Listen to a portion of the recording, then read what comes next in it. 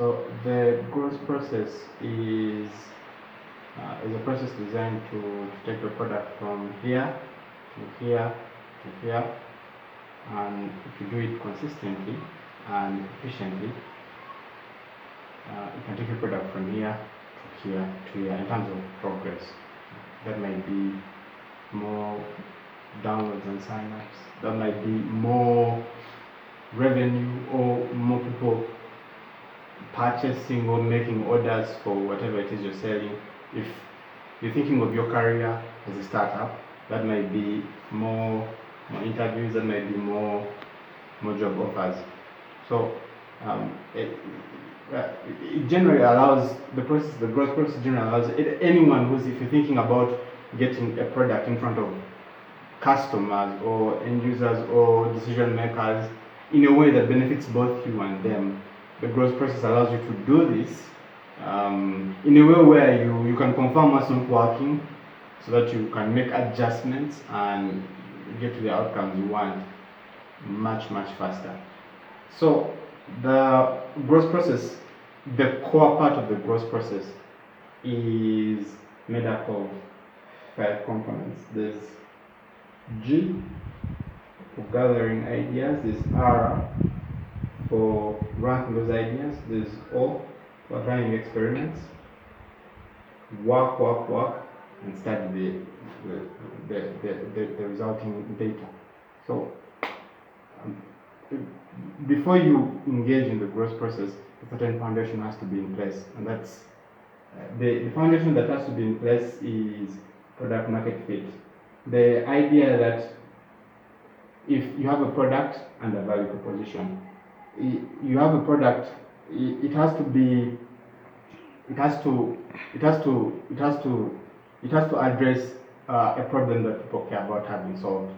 If you're thinking of product market fit in terms of segment and persona, you're thinking, if I have a product or a service and I need to get it in front of people. If I have a jewelry store, if that's what I am selling, jewelry, and I will be thinking that my target customers are ladies who are over 40, who drive Mercedes Benzes, and they live in area X, and they like to go to spas.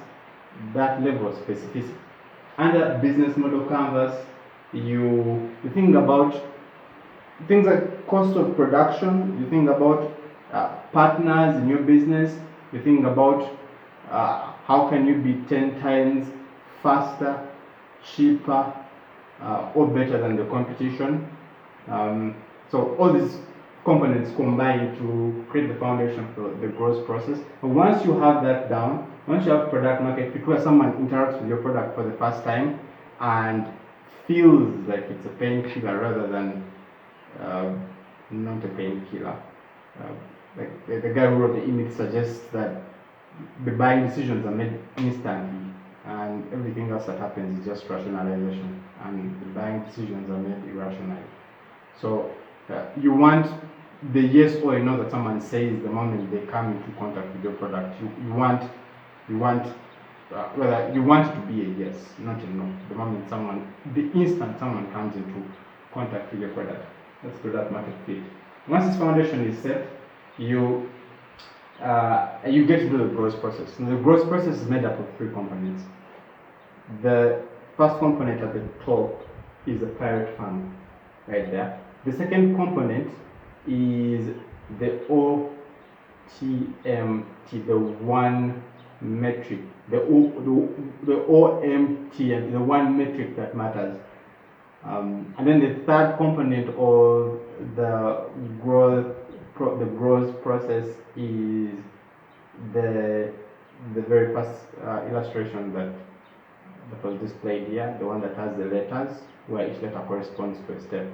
So going through this step by step, the first part is a pirate funnel developed by a really smart guy, based on the idea that so if you have a product, it will have customers, and those customers can be divided into categories or groups. So those groups can be based on different things, maybe age, maybe gender, maybe behavior, something like that. So these particular groups, for example, a group that is based on behavior, you can say people who are using ride sharing services.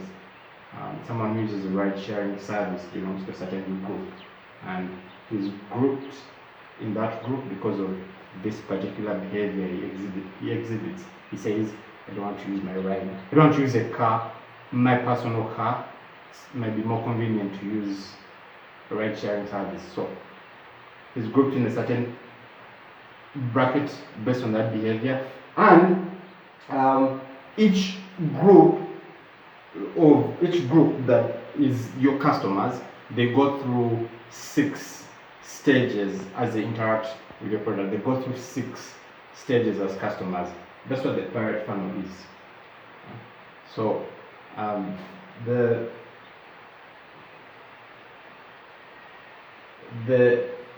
so there's the pirate funnel, and then there's the pirate metrics.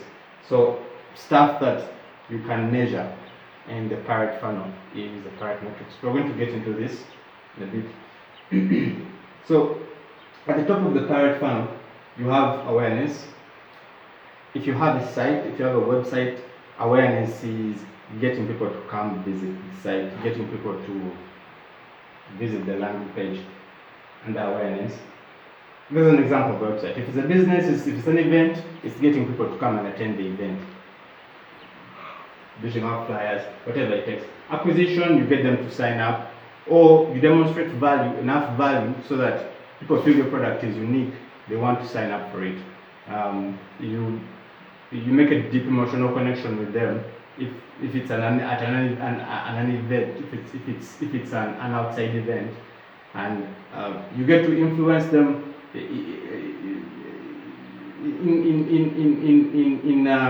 in a positive way, so that they can make a decision to make a small commitment to your product or service.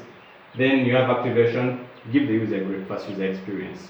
If it's a hotel or a hospitality based industry, bring out the customer care. Right? Just make it a huge customer care thing, make the person have a good time. Retention, make the users come back. They will keep using social media apps. Some of these products are based on the idea. They're based on things, on problems that they're based on needs that are recurring. So a social media app addresses the need to connect, and it addresses the need to validation. So these are things that occur on a daily basis, over and over and over again. This is why we use social media apps 5 times a day, 10 times a day, like that. Your product has to have something that brings people back. And referral is creating an army of zombie loyalists for your product. People who will talk about your product for free. People will give free publicity to your product so that you don't have to spend a lot in marketing. People who will bite and infect with the positivity of your product so that the word spreads. Then you have revenue. How do you monetize? How do you get money from your product or service? So the way the pirate funnel is designed in growth process is that it includes 2 extra columns. The first is you write stuff that deals with you write the equivalent of awareness for your business. Any example, any business, any service, the equivalent of acquisition, the equivalent of each of these. In this, the second column deals with data, deals with measurable stuff, metrics, stuff with numbers. And the best way to illustrate this concept is with an example.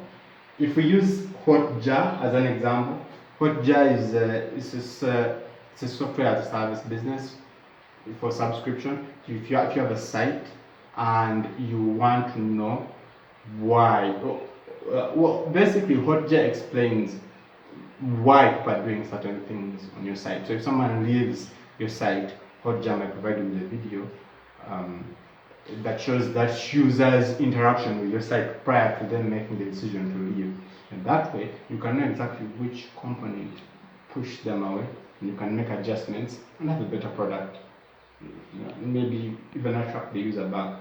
So thinking of customer acquisition, if if you're thinking of awareness as far as Hotjar is concerned, you're thinking Google Analytics. Google Analytics allows you to, if I register Hotjar with Google Analytics, they are going to get information about how people are coming to the website, where people are coming from. Is it from social media? They pass via social media to get to my website. Do they type the URL directly into the browser and access my website? Is it they go to Google, a search engine, search, and then find my site? So in Google Analytics, each of these three things has a number of people on it. So for example, if for Hotjar you go to Google Analytics and you find that it has a bigger number of users under search engine traffic, because there's a section for search engine traffic, Google Analytics, then you will know that you're doing something right as far as content is concerned. If you don't have a lot of users coming in from that channel, then you know that you're doing something wrong as far as content is concerned. And so you can make adjustments, but everything that you're doing is to address one thing, awareness, to get people to visit your site. The same with the other channels. So okay, we've covered the pirate funnel for the Hotjar example. So the pirate funnel is done. Now the next step in the growth process is the one metric that matters the most. The one metric that matters the most is in all of the metrics that each of these steps brings back. You have to find the one that matters the most, the one that allows you to, the one that if you focus on it will result into genuine growth. Now, the best way to illustrate this is with an example. So the one metric that matters the most is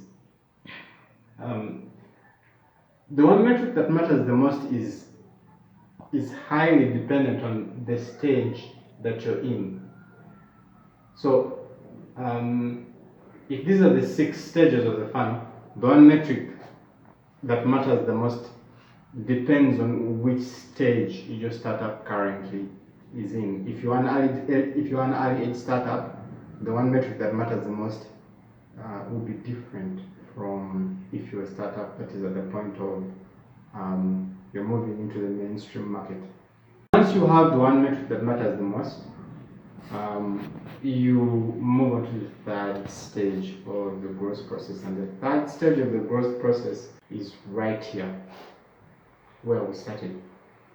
The third stage of the growth process is what gets into is this, where you have the G for gathering ideas. So you take the one metric that matters the most, which is weekly users, and then understanding that you're losing users per week, you find a way to address that metric. You find a way to, you get together and you start generating ideas. You come up with, everybody comes up with an idea, and then you pull them together, and then you find out which idea has the most merit, and that's the idea you start with. So you do that in this stage where you're ranking the ideas. And in this stage where you're gathering ideas, this is what they do with Pixar movies. This is how Pixar movies begin. They begin with people gathering random ideas together in the boardroom where no idea is stupid, and then they rank the ideas. So when you're ranking the ideas, ranking solutions that deal with, solve the problem, the one metric that matters the most, the problem that it presents, you use a prioritization framework. So a prioritization framework allows you to give scores to people's ideas, so that you find out, it's called a semi-scientific way, so that you find out which has the most merit and which one you can start with. Once you have an idea that you can start with, you outline experiments, you design experiments using an experiment sheet. In an experiment sheet, you will include things like what you expect to find, the results you expect to find, what your experiment is measuring, and a few specifics like that. And then once you've designed the experiment, you execute the experiment.